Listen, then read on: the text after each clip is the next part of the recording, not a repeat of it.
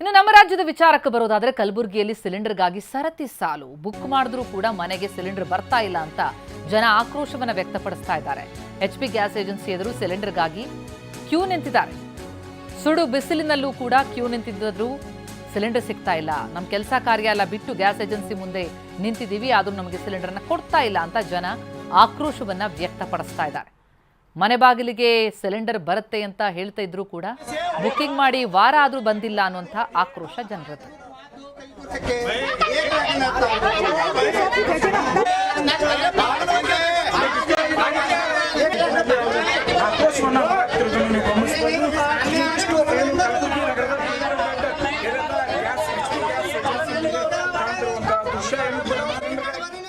ಪ್ರತಿನಿಧಿ Dattatreya Patil ground report ನೀಡಿದ್ದಾರೆ, ನೋಡೋಣ ಬನ್ನಿ.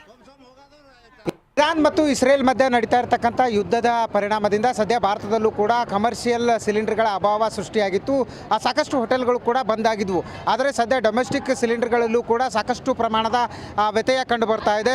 ಅದರಲ್ಲೂ ಕಲಬುರಗಿ ಜಿಲ್ಲೆಯಲ್ಲಿ ಕಮರ್ಷಿಯಲ್ ಸಿಲಿಂಡರ್ಗಳಾಯಿತು. ಸದ್ಯ ಡೊಮೆಸ್ಟಿಕ್ ಸಿಲಿಂಡರ್ಗಳಲ್ಲೂ ಕೂಡ ಸಾಕಷ್ಟು ಪ್ರಮಾಣದ ವ್ಯತ್ಯಯ ಕಂಡು ಬರ್ತಾ ಇದೆ. ಯಾಕಂತಂದರೆ ಕಳೆದ ಏನು ಅಂತಾರೆ 2-3 ದಿನಗಳ ಹಿಂದೆ ಆಳಂದ ಪಟ್ಟಣದಲ್ಲಿ ಸಾಕಷ್ಟು ಏನು ಅಂತಾರೆ ಕಿಲೋಮೀಟರ್ ಗಟ್ಟಲೆ ಜನ ಕ್ಯೂ ಹಚ್ಚಿದ್ರು. ಸದ್ಯ ಈ ಕಲಬುರಗಿ ನಗರದಲ್ಲೂ ಕೂಡ ಗುಲ್ಬರ್ಗ HP ಗ್ಯಾಸ್ ಏಜೆನ್ಸಿ ಏನಿದೆ ಅದರ ಮುಂದೆ ಬೆಳಿಗ್ಗೆಯಿಂದನೇ ಸಾಕಷ್ಟು ಜನ ಕ್ಯೂ ನಿಂತರೂ ಕೂಡ ಇಲ್ಲಿವರೆಗೂ ಏನು ಅಂತಾರೆ ಸಿಲಿಂಡರ್ಗಳು ಸಿಗ್ತಾ ಇಲ್ಲ. ಕಾರಣ ಏನಂತಂದರೆ ಇಸ್ರೇಲ್ ಮತ್ತು ಇರಾನ್ ಮಧ್ಯೆ ನಡೀತಾ ಇರ್ತಕ್ಕಂಥ ಯುದ್ಧದ ಭೀತಿ ಏನಿದೆ ಅದರಿಂದ ಸಮರ್ಪಕವಾಗಿ ಡೊಮೆಸ್ಟಿಕ್ ಸಿಲಿಂಡರ್ಗಳು ಪೂರೈಕೆ ಆಗ್ತಿಲ್ಲ ಅನ್ನುವಂಥ ಒಂದು ಆರೋಪ ಸದ್ಯ ಕೇಳಿ ಬರ್ತಾ ಇದೆ. ಹೀಗಾಗಿ ಏನು ಬೆಳಿಗ್ಗೆಯಿಂದನೂ ಕೂಡ ಇಲ್ಲಿ ಏನು ಕ್ಯೂ ನಿಂತಿರ್ತಕ್ಕಂಥ ಜನ ಸಿಲಿಂಡರ್ಗಾಗಿ ಪರದಾಡುವಂಥ ಪರಿಸ್ಥಿತಿ ನಿರ್ಮಾಣ ಆಗಿದೆ. ಹಣ ಎಷ್ಟೊತ್ತಾಯ್ತು ನೀವು ಸಿಲಿಂಡರ್ ನಿಂತು ಏನು ಹೇಳ್ತಿದ್ದಾರೆ? ಸರ್ 8 ಗಂಟೆ ಆಯಿತು. 8 ಗಂಟೆಯಿಂದ ಇಲ್ಲೇ ನಿಂತಿದ್ದೆ. ಬೆಳಿಗ್ಗೆ ಏನು ಹೇಳ್ತಾರೆ ಸರ್? ಇನ್ನೂ ಏನು ಬುಕ್ ಮಾಡ್ಕೋತಾ ಇಲ್ಲ. ನಾವು 20 ತಾರೀಕು ಬುಕ್ ಮಾಡ್ಕೊಂಡಿದ್ದೆವು. 20 ತಾರೀಕು ಬುಕ್ ಮಾಡಿದ್ದೆವು. ಮೆಸೇಜ್ ಬಂದಿದೆ, ಎಲ್ಲ ಬಂದಿದೆ, ಬಟ್ ಇನ್ನೂವರೆಗೂ ಡೆಲಿವರಿ ಕೊಡ್ತಾ ಇಲ್ಲ. ಏನು ಹೇಳ್ತಾರೆ ಕೇಳಿದ್ರೆ? ಏನು ಗ್ಯಾಸ್ ಬಂದಿಲ್ಲ ಅಂತ ಹೇಳ್ತಾರೆ. ಇಲ್ಲಿ ಬಂದು ಅವ್ರಿಗೆ ಕೊಡ್ತಾ ಇದ್ದರು ಮನೆತನ ಬಂದು, ಬಟ್ ಈಗ ಸದ್ಯಕ್ಕೆ ನಾವೇ ಇಲ್ಲಿ ಬಂದು ನಿಂತಿದ್ವಿ. ಮುಂಜಾನೆ 8 ಗಂಟೆ ಹಿಡಿದು ನಿಂತು ಅದು ದುಕಾನ್ ತೆರೆದು 9 ಗಂಟೆ ತೆಗಿಬೇಕು, 10 ಗಂಟೆ ತೆಗಿತಾ ಇದ್ದಾರೆ. ಅದು ಮತ್ತೆ ಎಲ್ಲ ಸ್ಟ್ರೈಕ್ ಮಾಡಿದವು. ಇಲ್ಲ ಆನ್ಲೈನ್ ಬುಕ್ ಮಾಡಿದ್ರೆ ಮನೆಗೆ ಬರ್ತಾವಲ್ಲ, ಯಾಕೆ ಕೊಡ್ತಿಲ್ಲ? ಬರ್ತಾ ಇಲ್ಲ ಸರ್. ಅವ್ರು ಏಜೆನ್ಸಿದವ್ರಿಗೆ ಫೋನ್ ಅಂದರೆ ಸರ್ ನಾಳೆ ಬರ್ತಾವೆ ನಾಳೆ ಹೇಳ್ತಾ ಇದ್ದಾರೆ. ಬೆಳಿಗ್ಗೆ 8 ಗಂಟೆಯಿಂದ ನಿಂತೀರಿ? ಹೌದು ಸರ್. ಇವಿಷ್ಟು ಏನು ಇಲ್ಲಿ ಕ್ಯೂನಲ್ಲಿ ನಿಂತಿರ್ತಕ್ಕಂಥ ಗ್ರಾಹಕರ ಮಾತುಗಳು. ಬುಕ್ ಮಾಡಿದರೂ ಕೂಡ ಸದ್ಯ ಏಜೆನ್ಸಿಯವರು ಸಪ್ಲೈ ಮಾಡ್ತಿಲ್ಲ ಅನ್ನುವಂಥ ಒಂದು ಆರೋಪ ಮಾಡ್ತಾ ಇರ್ತಕ್ಕಂಥದ್ದು. ಕ್ಯಾಮ್ರಾ ಪರ್ಸನ್ ವಿಜಯ್ ಜೊತೆ ದತ್ತಾತ್ರೇಯ ಪಾಟೀಲ್, TV9 ಕಲಬುರಗಿ. ಇನ್ನು ಹಾಸನದಲ್ಲಿ ಗ್ಯಾಸ್ ಇಲ್ಲದೆ ಮತ್ತೊಂದು ಹೋಟೆಲ್ ಬಂದಾಗಿದೆ. ನಿತ್ಯ ಸಾವಿರಾರು ಮಂದಿಗೆ ಊಟ ತಿಂಡಿ ಕೊಡ್ತಾ ಇದ್ದಂತಹ ಹೋಟೆಲ್ ಅದು. ಹಾಸನದ KR ಪುರಂನಲ್ಲಿರುವಂತಹ ಗೊಮ್ಮಟಾದ್ರೆ ಹೋಟೆಲ್ ಬಂದ್ ಮಾಡಿದ್ದಾರೆ. ಸಿಲಿಂಡರ್ ಇಲ್ಲ ಅನ್ನುವಂತಹ ಹಿನ್ನೆಲೆಯಲ್ಲಿ ಹೋಟೆಲ್ ಬಂದ್ ಆಗಿದ್ರಿಂದ ಕಾರ್ಮಿಕರು ಕೆಲಸ ಕಳೆದುಕೊಂಡಿದ್ದಾರೆ. ಈ ರೀತಿ ದಿನಕ್ಕೊಂದರಂತೆ ಹೋಟೆಲ್ಗಳು ಹಾಸನದಲ್ಲಿ ಬಾಗಿಲು ಮುಚ್ಚುತ್ತಾ ಇವೆ. ಇದು ಆತಂಕ ಕೆಡೆ ಮಾಡಿದೆ. ಕಮರ್ಷಿಯಲ್ ಸಿಲಿಂಡರ್ಗಳು ಇರದ ಹಿನ್ನೆಲೆಯಲ್ಲಿ ಗ್ಯಾಸ್ ಅಭಾವದ ಕಾರಣ ಹೋಟೆಲ್ ಅನ್ನ ಮುಚ್ಚಿರುವುದಾಗಿ ಬೋರ್ಡ್ ಕೂಡ ಹಾಕಿದ್ದಾರೆ. ಪ್ರತಿನಿಧಿ ಮಂಜುನಾಥ್ ಪ್ರತ್ಯಕ್ಷ ವರದಿ ಕೊಟ್ಟಿದ್ದಾರೆ. ಒಂದು ಹೋಟೆಲ್ ಕ್ಲೋಸ್ ಆಗಿದೆ. ಹಾಸನದ KR ಪುರಂ ಬಡಾವಣೆಯಲ್ಲಿರ್ತಕ್ಕಂಥ ಗೊಮ್ಮಟಾದ್ರಿ ಹೋಟೆಲ್ ಸಾವಿರಾರು ಜನರ ಪಾಲಿಗೆ ಅತ್ಯಂತ ಕಡಿಮೆ ದರದಲ್ಲಿ ಶುಚಿ ಮತ್ತು ರುಚಿಯಾದ ಆಹಾರವನ್ನು ತಯಾರಿಸಿ ಕೊಡ್ತಿದ್ದಂಥ ಹೋಟೆಲ್ ಇದು. ಗ್ಯಾಸ್ ಸರಬರಾಜು ಇಲ್ಲದ ಕಾರಣ ತಾತ್ಕಾಲಿಕವಾಗಿ ಹೋಟೆಲ್ ಮುಚ್ಚಲಾಗಿದೆ ಅಂತಕ್ಕಂಥ ಬೋರ್ಡನ್ನು ಅನಿವಾರ್ಯವಾಗಿ ಹಾಕಿದ್ದಾರೆ. ಇಷ್ಟು ದಿನ ಹೇಗೋ ಮ್ಯಾನೇಜ್ ಮಾಡ್ತಾ ಇದ್ರು, ಆದರೆ ಇನ್ನು ಹೆಚ್ಚು ದಿನ ಮ್ಯಾನೇಜ್ ಮಾಡೋಕ್ಕಾಗೋದಿಲ್ಲ. ಖಾಸಗಿ ಖರೀದಿ ಮಾಡಬೇಕು ಅಂತ ಹೇಳಿದ್ರೆ ಕನಿಷ್ಠ 4,000 ರಿಂದ 5,000 ಒಂದು ಸಿಲಿಂಡರ್ಗೆ ಕೊಟ್ಟು ಖರೀದಿ ಮಾಡಬೇಕಾಗುತ್ತೆ. ಸೊ ಅಷ್ಟು ಖರೀದಿ ಮಾಡಿ ಅಡುಗೆ ಮಾಡೋದ್ರಿಂದ ಅವ್ರಿಗೂ ಕೂಡ ನಷ್ಟ ಆಗುತ್ತೆ ಅಂತಕ್ಕಂಥ ಆತಂಕ ಸಹಜವಾಗಿ ಇರುತ್ತೆ. ಹಾಗಾಗಿ ಅನಿವಾರ್ಯವಾಗಿ ಹೋಟೆಲ್ ಕ್ಲೋಸ್ ಆಗಿದೆ. ಅವಾಗಿಂದ ಸಿಲಿಂಡರ್ ಸಿಗ್ತಾ ಇಲ್ಲ. ಹೇಗೆ ಮ್ಯಾನೇಜ್ ಮಾಡಿದ್ರೆ ಇವತ್ತು ಅನಿವಾರ್ಯ ಕ್ಲೋಸ್ ಮಾಡಿದಿರಿ ನೀವು? ಯಾವುದೇ ನಮಗೆ ಸಿಲಿಂಡರ್ ಸಪ್ಲೈ ಮಾಡೋರು ನಮ್ಮ ಫೋನ್ ಕಾಂಟ್ಯಾಕ್ಟ್ ತಗೊಳ್ತಾ ಇಲ್ಲ, ಏನು ಕೂಡ ಇಲ್ಲ. ನಮಗೆ ಇದು ಎಸೆನ್ಷಿಯಲ್, ಫುಡ್ ಅನ್ನೋದು ಎಸೆನ್ಷಿಯಲ್. ನಿನ್ನೆಯಿಂದ ನಮಗೆ ಈಗ 15 ಡೇಸಿಂದ ನೀವು ಯಾವಾಗ ಬಂದ್ ಮಾಡ್ತೀರಾ ನಮಗೆ ಪ್ರಶ್ನೆ ಮಾಡ್ತಾನೆ ಇದ್ರು ಜನ. ಇಲ್ಲ ನೋಡೋಣ, ನಾವು ಹೇಳ್ತೀವಿ, ಸಾಧ್ಯ ಆದಷ್ಟು ನಾವು ಪ್ರಯತ್ನ ಪಡ್ತೀವಿ ಅಂತ ಹೇಳ್ತಾ ಬಂದಿದ್ವಿ. ಈಗ ನಿನ್ನೆ ಬಂದು ನಮ್ಮ ಹೊಟ್ಟೆ ಮೇಲೆ ಕಲ್ಲು ಬಿತ್ತು ಅಂತ ನಮ್ಮನ್ನ ಪ್ರಶ್ನೆ ಮಾಡ್ತೀರಿ. ನಮಗೆ ಹೇಳ್ಬೇಕಂದ್ರೆ ನಾವೇ ದುಃಖಿತರಾಗ್ತಾ ಇದ್ದೀವಿ. ಈಗ ನಿಮಗೂ ಒಂದು ರೀತಿ ಕಷ್ಟ ಆಗುತ್ತೆ.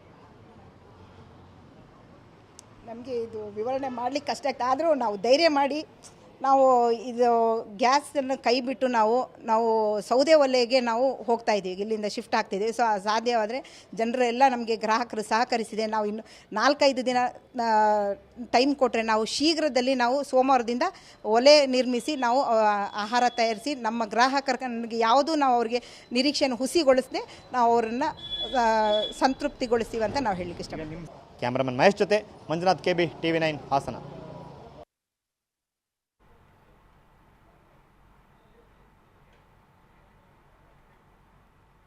ಇನ್ನು ಸಿಲಿಂಡರ್ ಸಮಸ್ಯೆ ವಿಚಾರಕ್ಕೆ ಬರೋದಾದ್ರೆ ಶಿವಮೊಗ್ಗದಲ್ಲಿ 70 ವರ್ಷದ ಹಳೆ ಹೋಟೆಲ್ ಬಂದಾಗಿದೆ. ಸಿಲಿಂಡರ್ ಸಿಗದೆ ಹೋಟೆಲ್ ಬಂದ್ ಮಾಡಿದ್ದಾರೆ ಮಾಲೀಕರು. ಕಡಿಮೆ ದರದಲ್ಲಿ ತಿಂಡಿ ಊಟ ಕೊಡ್ತಾ ಇದ್ದಂತಹ ಹೋಟೆಲ್ಗೆ ಬೀಗ ಹಾಕಿದ್ದಾರೆ. ಡಿಸಿ ಕಚೇರಿ ಬಳಿ ಇರುವಂತಹ ಬಾಲಾಜಿ ಟಿಫನ್ ಸೆಂಟರ್ ಅದು ಬಂದಾಗ್ಬಿಟ್ಟಿದೆ. ಹಳ್ಳಿಯಿಂದ ಬರ್ತಾ ಇದ್ದಂತಹ ಜನರಿಗೆ, ಕಾರ್ಮಿಕರಿಗೆ ಇದು ಬಹಳ ದೊಡ್ಡ ನಿರಾಸೆ.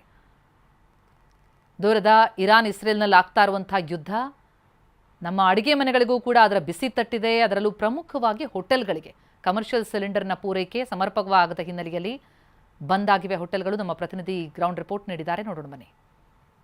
ಒಂದ್ ಕಡೆ ಯುದ್ಧ ನಿಲ್ತಲ್ಲ, ಮತ್ತೊಂದು ಕಡೆ ಸಮಸ್ಯೆಗಳಿಗೆ ಪರಿಹಾರ ಸಿಗ್ತಲ್ಲ. ನಾವೀಗ ಶಿವಮೊಗ್ಗದ DC ಕಚೇರಿ ಮುಂಭಾಗದಲ್ಲಿದ್ದೇವೆ. ಇದು ಬಾಲಾಜಿ ಟಿಫಿನ್ ಸೆಂಟ್ರು.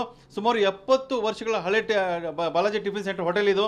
ಈ ಹೋಟೆಲ್ನಲ್ಲಿ ಇವತ್ತು ಸಿಲಿಂಡರ್ ಸಿಗ್ತಾ ಇಲ್ಲ. ಹಾಗಾಗಿ ಸಿಲಿಂಡರ್ ಸಿಗದ್ರಿಂದ ಸಂಪೂರ್ಣವಾಗಿ ಹೋಟೆಲ್ನ ಬಂದ್ ಮಾಡಿದ್ದಾರೆ. ನಾವು ನೋಡ್ಬೋದು ಒಳಭಾಗದಲ್ಲಿ ಹೇಗಿದೆ ಅಂತ ಹೇಳಿದ್ರೆ, ಈ ಕಮರ್ಷಿಯಲ್ ಸಿಲಿಂಡರ್ ಇಲ್ಲ ಅಂತಂದ್ರೆ ಅಡುಗೆ ಮನೆ ನೋಡ್ಬೋದು ಯಾವ ರೀತಿ ಆಗಿದೆ ಅಂತ ಹೇಳಿ. ಇಲ್ಲಿ ಯಾವುದೇ ಆಹಾರ ಪದಾರ್ಥಗಳನ್ನ ಸಿದ್ಧ ಮಾಡಲಿಕ್ಕೆ ಆಗೋದಿಲ್ಲ. ಹಾಗಾಗಿ ಕೆಲವೊಬ್ಬರು ಸೌದೆ ಹೊಚ್ಚಿದ್ದಾರೆ, ಸೌದೆ ಒಲೆ ಹೊಚ್ಚಿಸ್ಕೊಂಡು ಅಡುಗೆಯನ್ನು ಮಾಡ್ತಿದ್ದಾರೆ, ಪದಾರ್ಥಗಳು ಮಾಡ್ತಿದ್ದಾರೆ. ಆದ್ರೆ ಎಲ್ಲರಿಗೂ ಕೂಡ ಅದನ್ನು ಮಾಡ್ಲಿಕ್ಕೆ ಆಗ್ತಾ ಇಲ್ಲ. ಸಹಜವಾಗಿ ಕೂಡ ಅಂತ ಸ್ಥಳ ಬೇಕಾಗುತ್ತೆ ಒಲೆ ಹೊತ್ತಿಸ್ಲಿಕ್ಕೆ, ಅದು ಆಗ್ತಾ ಇಲ್ಲ. ಇವತ್ತು ಇದು ಸಿಲಿಂಡರ್ ಇಲ್ಲದೆ ಹೋಟೆಲ್ ಬಂದಾಗಿದೆ. ನಮ್ಮ ಜೊತೆ ಮಾತಾಡ್ಲಿಕ್ಕೆ ಮಾಲೀಕರಿದ್ದಾರೆ.